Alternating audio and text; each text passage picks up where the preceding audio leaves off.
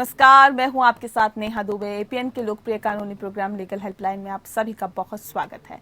इसमें हमारे कानूनी विशेषज्ञ रोजमर्रा की जिंदगी की समस्याओं से जुड़े कानूनी मसलों पर आपकी शंकाओं का समाधान करते हैं।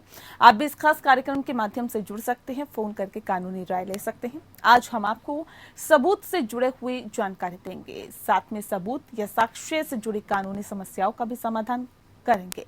कोर्ट में जब मुकदमा दर्ज होता है तब वकील आईपीसी और सीआरपीसी का इस्तेमाल करके मुकदमे को कोर्ट में पेश करता है। और ऐसे में लेकिन क्या आपको मालूम है कि इसके साथ ही एक और महत्वपूर्ण अधिनियम का प्रयोग वकील और कोर्ट के द्वारा किया जाता है, जिससे कि किसी भी मामले को सच्चाई के बारे में उसके बारे में जाना जा सकता है।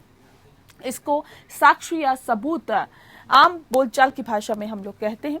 ऐसे में साक्ष्य के बारे में भारतीय साक्ष्य अधिनियम 1872 में सभी प्रकार की धाराओं का जिक्र है। साक्ष्य कानून का सामान्य सिद्धांत ये है कि हर गवाह तथ्य का साक्षी होता है, राय का नहीं।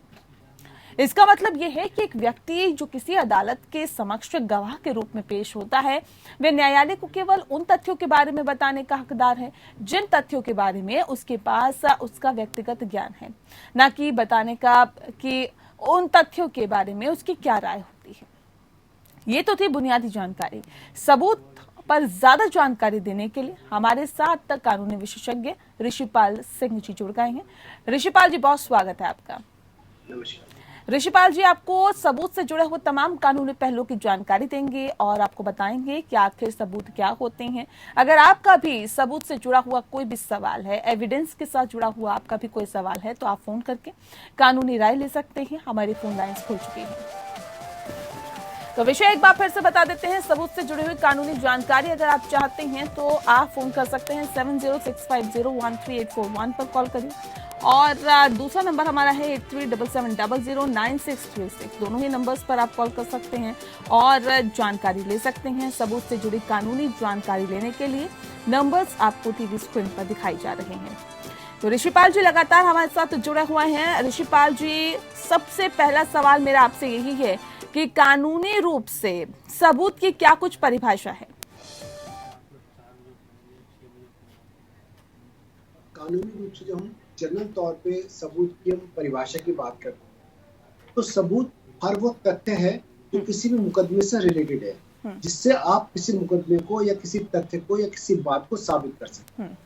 और तथ्य जो होता है, जो जिसको हम सबूत या साक्ष्य बोलते हैं, वो कानून में दो तरीके से है। एक तो मौखिक हो सकता है और दूसरा वो आपका डॉक्यूमेंट्री हो सकता है। डॉक्यूमेंट्री में आजकल जो है जो कंप्यूटराइज्ड जो जनरेटेड जो मटेरियल है वो भी अब इसमें इंक्लूड है। तो दो तरीके से मुख्य रूप से जो एविडेंस को बांटा गया है, एक मौखिक और एक जो है वो साक्ष्य पर आधारित, जो डॉक्यूमेंट्री हो। इन्हीं दोनों चीजों के ऊपर क्रिमिनल केस हो या सिविल केस हो, उन्हीं दोनों मतलब तरह के एविडेंसों को ध्यान रखते हुए किसी बात को या तो साबित किया जाता है या दूसरा पक्ष ये साबित करता है कि उसके ऊपर मुकदमे की जो कार्रवाई नहीं हो सकती। जी ऋषिपाल जी, भारतीय साक्ष्य अधिनियम के तहत साक्ष्य कितने तरह के होते हैं? जैसे मैंने आपको पहले बताया, साक्ष्य को मोटे तौर पर हम दो हिस्सों में बांटते हैं, एक मौखिक रूप से और दूसरा जो है वो डॉक्यूमेंट्री या एविडेंस या दस्तावेज के रूप में। जैसे आपने देखा सुना होगा बहुत सारे मर्डर केस के अंदर होता है, या कोई और आपराधिक मामला होता है, या कोई सेक्सुअल ऑफेंस का केस होता है, तो उसमें जो व्यक्ति होता है या महिला होती है, उसकी जो मौखिक गवाही जो होती है वो बड़ी इंपॉर्टेंट होती है जी। और जब वो गवाही देते हैं, दो गवाह तीन गवाह उस बात को और कोरॉबरेट करते, साबित करते, तो वो गवाही जो है पक्की हो जाती है। और मौखिक गवाही भी जो है उसके ऊपर केस अल्टीमेटली कोर्ट उस पर ध्यान देता है और उन तथ्यों के आधार पे फिर फैसला भी करता है और जो पीड़ित पक्ष है उनको न्याय भी। इसके अलावा ज्यादातर जो सबूत होते हैं वो किस तरह के सबूत का भार ज्यादा होता है, और सबूत का भार या फिर बर्डन ऑफ प्रूफ क्या होता है, ये भी हमें बताइए। देखिए, जनरली जो व्यक्ति मुकदमा डालता है, मान लीजिए कोई व्यक्ति कहता है कि अमुक जो प्रॉपर्टी है वो मेरी प्रॉपर्टी, मैं उसका मालिक हूँ। ऐसी स्थिति में जो आदमी ये कहता है कि मैं उसका मालिक हूँ, तो ये सबूत का भार उस पे है, वो ये साबित करे कि वो उस प्रॉपर्टी का मालिक है। यानी वो ये दिखाए कि उसके पास कब्जा है, या वो दिखाए कि उसके पास उसकी दस्तावेज है, सेल डीड है, या कोई और पक्ष, अगर मान लीजिए कोई क्रिमिनल केस के अंदर कोई महिला कहती है मेरे साथ बलात्कार हुआ, या कोई व्यक्ति कहता है मैंने एक आदमी को खून करते देखा, तो ऐसी स्थिति में वो ओरली वो साबित करता है कि हाँ मैं वहां पर था उस समय और मैंने ये सब चीज होते देखी। तो सबूत का भार जनरली उस व्यक्ति के ऊपर होता है जो व्यक्ति कोर्ट में आके अपने केस को प्रेजेंट करता है जी, ना कि जो डिफेंड करता है। जी, गलत सबूत या फिर ऋषिपाल जी कई बार हमने देखा है कि झूठे सबूत भी या फिर सबूत तैयार करके या फिर इस तरह खरीदे हुए सबूत भी कहीं ना कहीं या फिर बहुत तरह के सबूत जो कि सही नहीं होते हैं वो भी साबित करने की कोशिश कोर्ट के अंदर की जाती है। यानी कि गलत सबूत देने पर किस तरह की कार्रवाई हो सकती है ये भी हमें बताइए। देखिए, सबूत अगर गलत होता है, इवन अगर आपने अपना एड्रेस भी गलत बताया है, एफिडेविट के ऊपर आप एड्रेस बता रहे हैं वो भी गलत बता रहे हैं, तो उस ऐसी स्थिति में भी कोर्ट इस मामले में बहुत गंभीर है जी। आपने या किसी व्यक्ति ने ऐसा सबूत दिया है जो डॉक्यूमेंट्री है और वो फोर्ज है, वो जाली है, तो ऐसी स्थिति में जो कोर्ट है वो आपके जो भी व्यक्ति उसको दे रहा है उसके ऊपर मुकदमा करने का आदेश देती है, और जो मुकदमा कोर्ट में चल रहा है उसके अलावा एक मुकदमा उस साक्षी के ऊपर या उस गवाह के ऊपर या जो उसको लेके आया उनके ऊपर एक कॉन्स्पिरेसी के तहत वो मुकदमा भी चलता है जी। या इवन जो साक्ष्यों को अगर आप नष्ट करते हैं तो उसका मुकदमा भी चलता है आपके ऊपर। जी जी जी जी ठीक है ऋषिपाल जी, आपसे चर्चा हम जारी रखेंगे। रिंकू इस वक्त हमारे साथ अलीगढ़ से फोन लाइन पर है। रिंकू जी बहुत स्वागत है आपका, अपना सवाल पूछिए। जी मैडम, ये था हमारी वाइफ ने एक 125 का दावा किया है, लेकिन उसमें हमारे बच्चे स्कूल में ऑलरेडी पढ़ रहे थे। अब ये वाइफ अनपढ़ है, मैं पढ़ा हूँ, मैं अपना मजदूरी करता हूँ, तो मैडम ने जो शोक किया है उसमें 55,000 रुपये हर मंथ का हिसाब से मतलब उन्होंने सेविंग दिखाई है। तो क्या ये मतलब एप्लीकेबल होगा कि उनको 30,000 रुपये उन्होंने दिखाया है कि 30,000 रुपये हमारा खर्चा बैठे? सर आप जानना क्या चाहते हैं?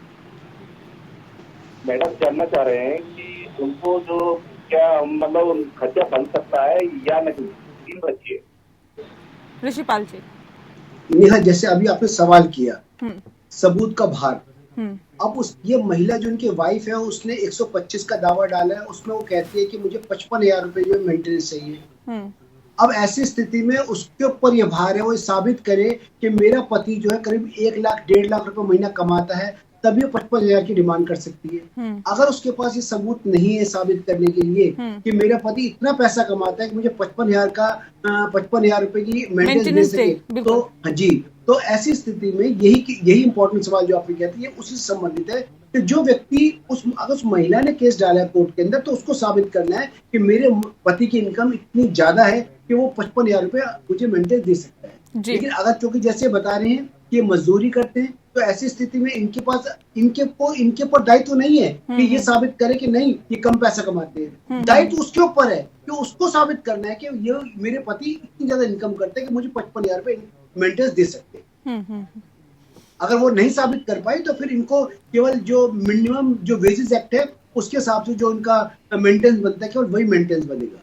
बिल्कुल, तो जाहिर तौर पे आपको मेंटेनेंस तभी देना होगा रिंकू जी जब आपकी जो वाइफ है ये साबित कर देती है कोर्ट में कि हाँ आपकी सैलरी इतनी है या फिर आप इतना कमाते हैं, तभी आप उस जो भी अदालत डिसाइड करता है उतना कहीं ना कहीं मेंटेनेंस आपको देना होता है वाइफ को।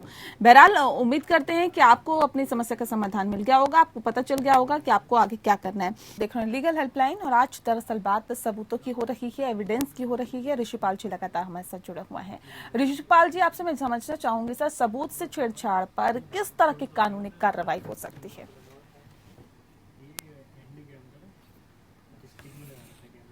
प्लीज एक बार दोबारा बताइएगा। सबूतों से छेड़छाड़ पर सर किस तरह की कार्रवाई हो सकती है कानूनी तौर पर?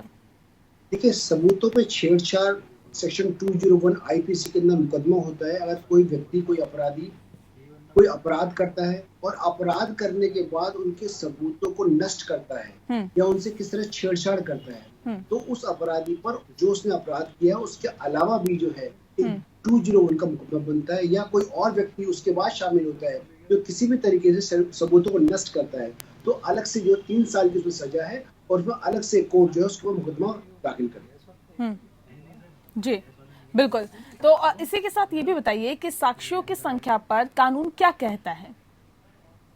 देखिए, जनरली कानून में साक्ष्य, किसी भी मुकदमे में साक्ष्यों की संख्या कितनी होगी ये कहीं डिफाइन नहीं है। किसी भी बात को साबित करने के लिए, सपोज किसी को मर्डर केस है, उस मर्डर केस के अंदर या कोई रेप केस है, उसको साबित करने में उस कड़ी में जितने लोग जुड़े हुए हैं, जितने भी गवाह जुड़े हुए हैं, जितने भी गवाह वहां पर थे, या किसी इन्वेस्टिगेशन के अंदर 2, 4, 5, 10 जितने लोग शामिल होते हैं, तो जो लोग इन्वेस्टिगेशन में शामिल होते हैं और जो लोग इन्वेस्टिगेशन में उस बात को साबित कर सकते हैं, तो उन सभी लोगों को जो है गवाह बनाया जाता है, जिससे कि उनकी गवाही हो सके और गवाही आपस में कोरॉबरेट हो सके और जिससे कि कोर्ट सही कंक्लूजन में पहुंच सके कि गवाह जो तफ्तीश कहाँ हुई थी और किस तरीके से सबूतों को इकट्ठा किया था। हर जो गवाह होता है वो किसी न किसी सबूत को आके साबित करता है, तो सभी लोग जो किसी कड़ी में होते हैं वो सभी लोग जो है गवाह बन सकते हैं। जी ऋषिपाल जी, सबूत पर गवाहों की राय क्या कोर्ट में सामने रखी जाती है क्या?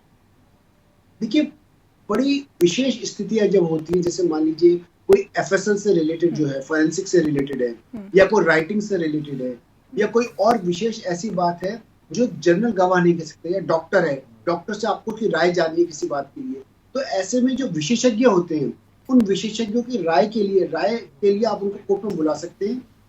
कोर्ट उनका क्रॉस एग्जामिन भी करता है जो दूसरी पार्टी होती है, और उनकी राय की उस समय बड़ी कीमत भी होती है। तो किसी विशेष स्थिति में अगर कोर्ट ऑर्डर करता है या कोई व्यक्ति अपने पक्ष में किसी विशेषज्ञ को बुलाना चाहता है, वो प्रोसिक्यूशन बुला सकता है और वो डिफेंस बुला सकता है। तो ऐसी स्थिति में उनकी जो गवाही है उनकी कीमत होती है और कोर्ट उनकी राय की देखता राय के हिसाब से जो है वो फैसले भी करता है, लेकिन अल्टीमेटली फैसला जो है कोर्ट को करना होता है। जी ऋषिपाल जी, एकल साक्षी का साक्ष्य क्या है, मान्य होता है या फिर नहीं होता? यानी कि किसी मामले में केवल एक साक्षी मौजूद है और वहां उसके साक्ष्य पर कितना भरोसा अदालत कर सकता है या फिर किया जाता है? क्योंकि अमूमन जो ऐसे केसेस आते हैं, कितना भरोसा अदालत जताते हैं उस पर? देखिए नेहा, कहीं भी कानून में ये नहीं लिखा कि 2, 3 या 4 जब गवाह होंगे और वो किसी बात को साबित करेंगे तभी केस साबित होगा। जैसे फॉर एग्जांपल आपको बता रहा हूँ, जो सेक्सुअल ऑफेंस के जो केस होते हैं, रेप केसेस वगैरह जो होते हैं, उनमें जनरली केवल जो पीड़िता होती है वही गवाह होती है, पर अगर वो अपनी गवाही दे रही है और उसकी गवाही को कोर्ट को लगता है उसने अपनी गवाही को बिल्कुल संयमित तरीके से दी है और अपनी सारी बातों को साबित कर रही है, तो केवल एक गवाह जो होता है, एक गवाह भी जो है केस को साबित कर सकता है और कोर्ट उस गवाह पर विश्वास करके फैसला कर सकता है। कानून में कहीं नहीं लिखा कि एक से ज्यादा गवाह होंगे तभी वो बात साबित होगी। कोर्ट को फैसला करना है कि जो उसने बात कही है गवाह ने, वो पूर्ण रूप से कोर्ट की नजर में वो साबित होती है, तो उस पर फैसला हो जाएगा और दोषी को सजा मिलेगी। जी, सबूतों के विश्लेषण में विशेषज्ञों की सलाह कोर्ट कब लेता है और इस राय की महत्वता कितनी रहती है? देखिए, जैसे पहले मैंने आपको बताया कि जो बहुत सारे ऐसे विषय होते हैं, जैसे हैंड राइटिंग है या एफएसएल्स है या मेडिकल है या बायोलॉजिकल की चीजें हैं, तो सामान्यतः जो पुलिस ऑफिसर जो होते हैं वो इतने लिटरेट नहीं होते कि जो एफएसएल के बारे में बता सके या राइटिंग के बारे में बता सके कि अगर मान लीजिए मुलजिम ने जो साइन कर रखे हैं और जो साक्ष्य पे जो साइन हो रखे हैं, क्या वो आपस में मिलते हैं या नहीं मिलते। तो ऐसी स्थिति में जो विशेषज्ञ होता है वही बात आता है और जो बताता है कि अगर हैंड राइटिंग की बात है या एफएसएल की बात है, जैसे मान लीजिए फॉरेंसिक जो फायर आर्म होते हैं, फायर आर्म से वो जो गोली की हम बात कर रहे हैं वो चली है नहीं चली है, तो जो विशेषज्ञ होते हैं उनकी राय को कोर्ट एडमिसिबल करता है, उनको मानता है। और किसी और स्थिति में अगर गवाह भी, अगर कोई मुलजिम है वो भी किसी विशेषज्ञ को बुलाना चाहता है अपनी बात को साबित करने के लिए, तो उसको भी अधिकार है, वो बुला सकता है। जी ऋषिपाल जी, धारा 154 साक्ष्य के बारे में बताएं। 154 धारा क्या होती है और इस अधिनियम के बारे में थोड़ा सा बताइए, क्योंकि हमारे दर्शकों को पता चल सके कि धारा 154 अधिनियम क्या है।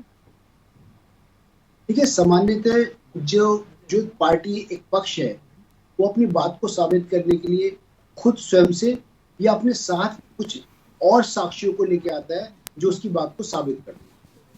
लेकिन कई बार जैसे प्रोसिक्यूशन है, पुलिस है, अपनी बात को साबित करने के लिए वो 2, 3, 4, 5 गवाह बनाती है, पब्लिक विटनेस बनाती है। अगर ऐसी स्थिति में जो गवाह एक पक्ष जो खुद लेके आ रहा है और उनका गवाही उनकी गवाही से मुकर जाता है, इसको बोलते हैं होस्टाइल हो जाता है। तो ऐसी स्थिति में धारा 154 में उस पक्ष को यह अधिकार है कि वो अपने ही गवाह को क्रॉस कर सकता है कि आप ये जो गवाही दे रहे हैं गलत गवाही क्यों दे रहे हैं। वरना सामान्य तौर पे जो व्यक्ति जिस गवाह को लेके आता है वो उसका क्रॉस एग्जामिनेशन नहीं कर सकता। क्रॉस एग्जामिनेशन की परमिशन तभी कोर्ट देता है जब कोर्ट को लगता है कि ये गवाह जो है ये होस्टाइल हो गया है, ये जिस गवाही के लिए आया था, जिसके पक्ष में गवाही देने के लिए आया था, उसके पक्ष में गवाही नहीं देना और उसके विपरीत गवाही दे रहा है। तो ऐसी स्थिति में जो पक्ष है वो कोर्ट से दरखास्त करता है कि इस गवाह को होस्टाइल डिक्लेयर किया जाए और होस्टाइल डिक्लेयर करने के बाद कोर्ट पर से परमिशन लेके वो उसको क्रॉस कर। जी चलिए, बहुत शुक्रिया आपका ऋषिपाल जी, आपने बहुत विस्तार से सबूतों के बारे में हमें जानकारी दी। एविडेंस क्या होते हैं, कैसे होते हैं और इसे कैसे कोर्ट में पेश किया जा सकता है, कैसे अपने पक्ष में सबूतों को रखा जा सकता है, ये तमाम चीज़ों के बारे में आपने बताया। बहुत शुक्रिया इस पर विस्तार से चर्चा करने के लिए। इसी के साथ लीगल हेल्पलाइन में इतना ही। मुझे दीजिए इजाज़त। नमस्कार।